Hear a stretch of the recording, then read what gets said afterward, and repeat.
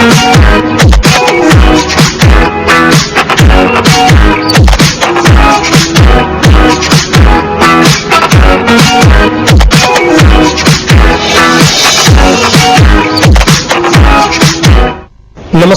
मैं हूं अतुल सिंघल। स्वागत है आपका हमारे खास कार्यक्रम नमो इम्पैक्ट में। प्रधानमंत्री नरेंद्र मोदी ने अपने 2 साल के कार्यकाल में दर्जनों योजनाओं की शुरुआत की है। कार्यक्रम नमो इम्पैक्ट में हम इन्हीं योजनाओं पर विश्लेषण करते हैं उस क्षेत्र के दिग्गज के साथ। आज इस कार्यक्रम में हम चर्चा करेंगे प्रधानमंत्री के स्वच्छ भारत अभियान की।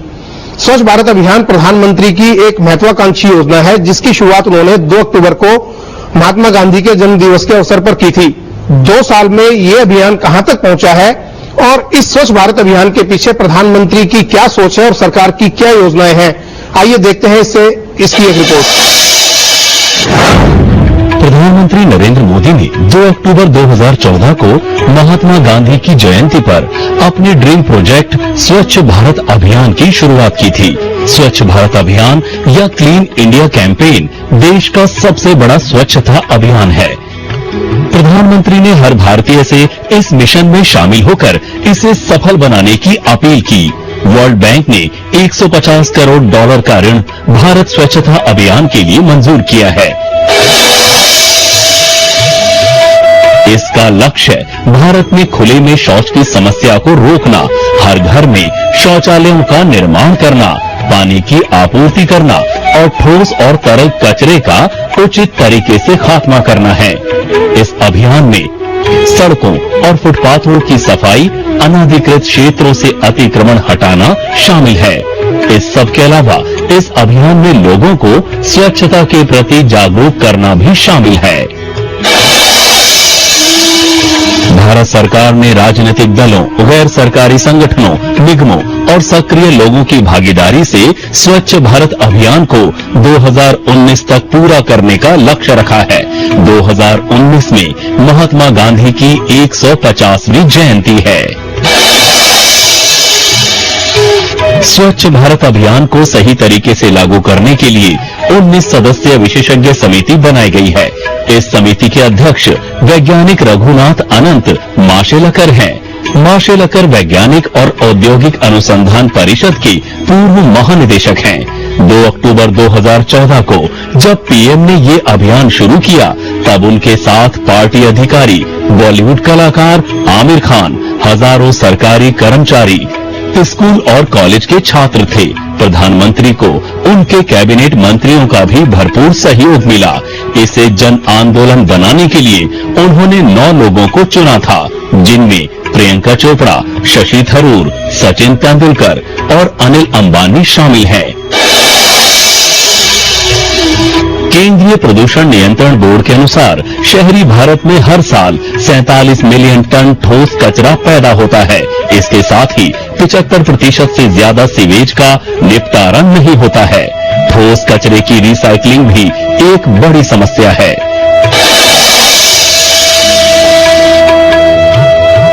सरकारी आंकड़ों के मुताबिक स्वच्छ भारत मुहिम के तहत शहरों में शौचालय बनाने का काम लक्ष्य से 76% पीछे चल रहा है। लक्ष्य था लगभग 25 लाख शौचालय बनाने का, लेकिन अब तक बने हैं केवल 6 लाख। यही नहीं, शहरी इलाकों में 1 लाख पब्लिक टॉयलेट अब तक बन जाने चाहिए थे, लेकिन बने हैं सिर्फ 28,000। सफाई सीधे स्वास्थ्य से जुड़ा हुआ मामला है। WHO के मुताबिक 50 से ज्यादा बीमारियां सफाई नहीं होने के कारण लोगों को अपना निशाना बनाती हैं। स्वच्छ भारत अभियान पर चर्चा करने के लिए आज हमारे साथ मौजूद हैं डॉक्टर बिंदेश्वर पाठक, जो सुलभ इंटरनेशनल के संस्थापक हैं। डॉक्टर साहब, आपका कार्यक्रम नमो इम्पैक्ट में बहुत बहुत स्वागत है।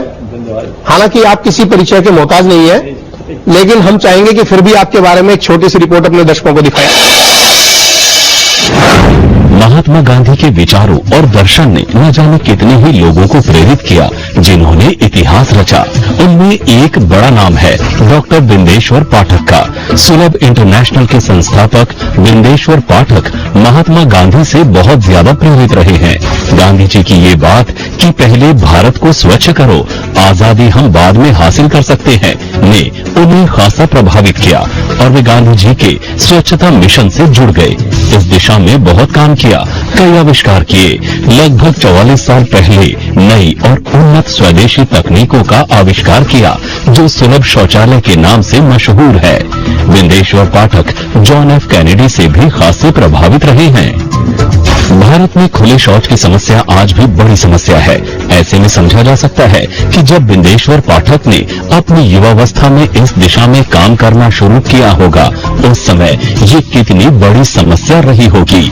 आज बिंदेश्वर पाठक के काम से सभी वाकिफ हैं। पद्म भूषण जैसे बड़े पुरस्कार उन्हें मिल चुके हैं, लेकिन बिंदेश्वर पाठक के लिए ये रास्ता बहुत ज्यादा कठिनाइयों भरा रहा है, क्योंकि ये वो समय था जब देश जातिगत कर्म व्यवस्था में बहुत ज्यादा जकड़ा हुआ था।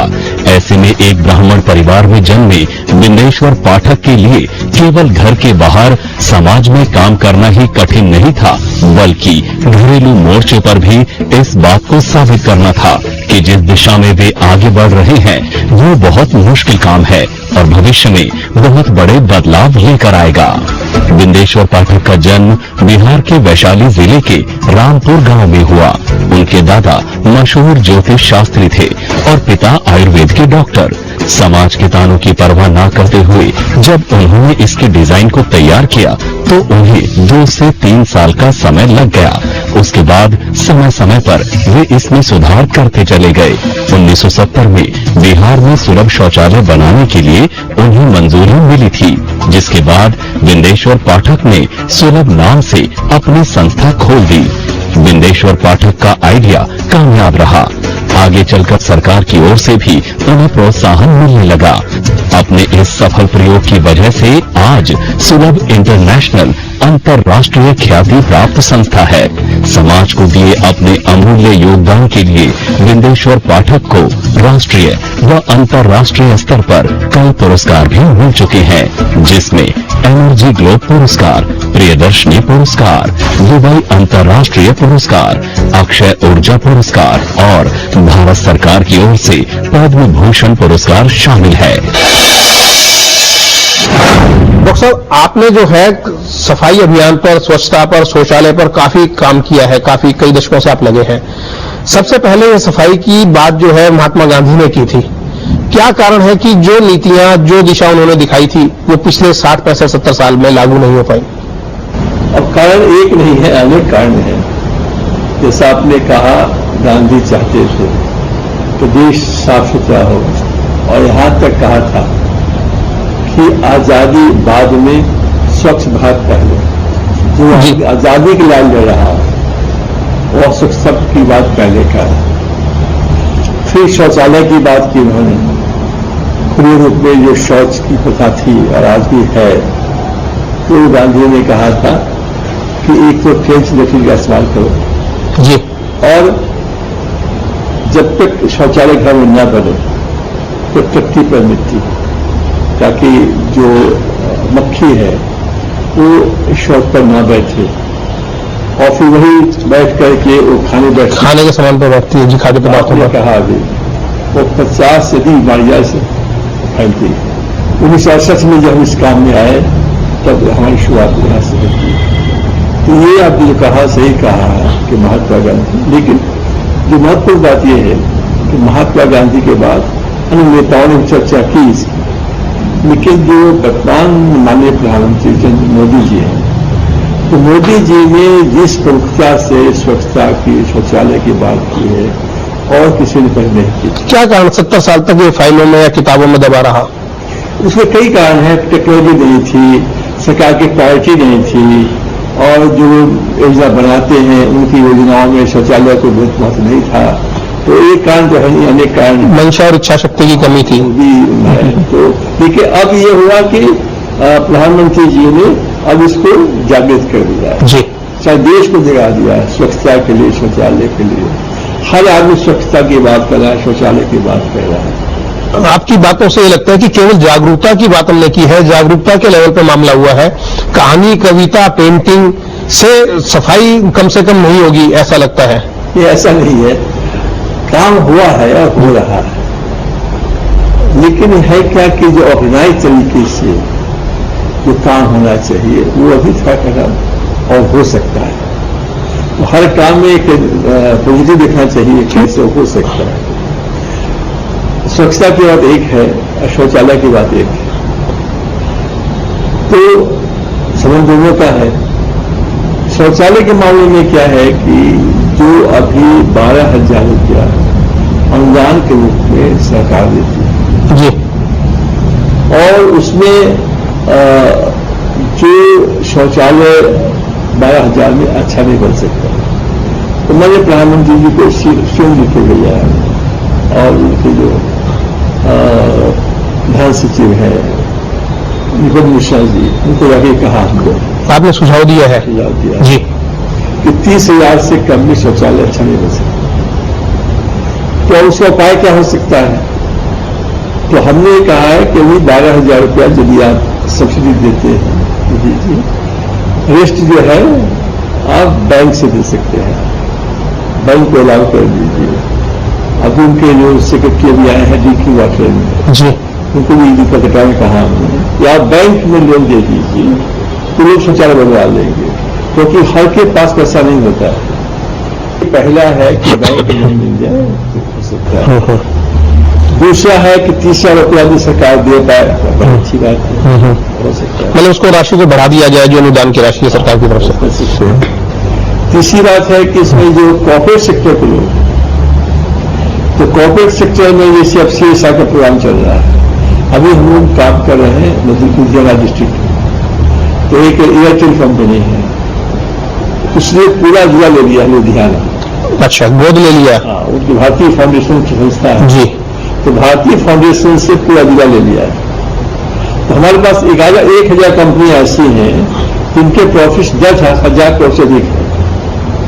तो आप चाहते हैं कि वो लोग सफाई अभियान में, स्वच्छ भारत अभियान में एक जिला यदि एक कंपनी ले ले जी, तो आपका टोटल जो जिला है वो आपको 677 है। तो 677 जो जिला है उसमें और 1,000 कंपनियां पास में है, एक कंपनी एक ले ले, बहुत जल्द सारा काम हो जाएगा। तो कितना कितना इसमें बजट है एक जिले के अंदर, जैसे एयरटेल कंपनी ने 600 करोड़ के आसपास 600 करोड़ के आसपास इसमें चाहिए। और उसके बाद है कि हमने एक सुझाव दिया है कि आपको 2 करोड़ NRI हैं बांग्लादेश, उनको जब आवाहन करिए आप, और एक NRI 6 शौचालय को कर देता है यदि तो बात तो हो जाता है। और 6 शौचालय का दाम देना एक NRI के लिए कोई बड़ी बात नहीं है, वो भी 3 साल में है, तो 1 साल का 2 शौचालय का। तो आपको कई के सोर्सेस हैं जिससे कि आप पैसा का आप इंतजाम कर सकते। कई मोर्चे के ऊपर लड़ाई लड़नी पड़ेगी, अलग अलग मोर्चों पर, आपका ये कहना भी है। मत उसको लोगों जी जी धन के साथ साथ इंफ्रास्ट्रक्चर को रखना पड़ेगा। वो भी लिख के दिया है कि एक पंचायत में छोटी गांव है आपको 6,40,000, 6,40,000 जी, और पंचायत है 2,51,000। तो यदि एक पंचायत से एक लड़का को अप्रूव कर दीजिए, वो लड़का 2 मिस्त्री और 4 लेबर के साथ कम से कम 20 शौचालय का निर्माण महीने में कर सकता है। तो 20 शौचालय का मतलब हुआ 240 एक साल में, और 3 साल में 720। तो 2.5 लाख को यदि आप 720 से गुना करेंगे तो होता है 18 करोड़ शौचालयों का निर्माण हो सकता है। चाहिए आपको 12 करोड़। तो दोनों तरफ करना पड़ेगा, एक तरफ इंफ्रास्ट्रक्चर फिर करना पड़ेगा, और दूसरी तरफ इस प्रकार से फंड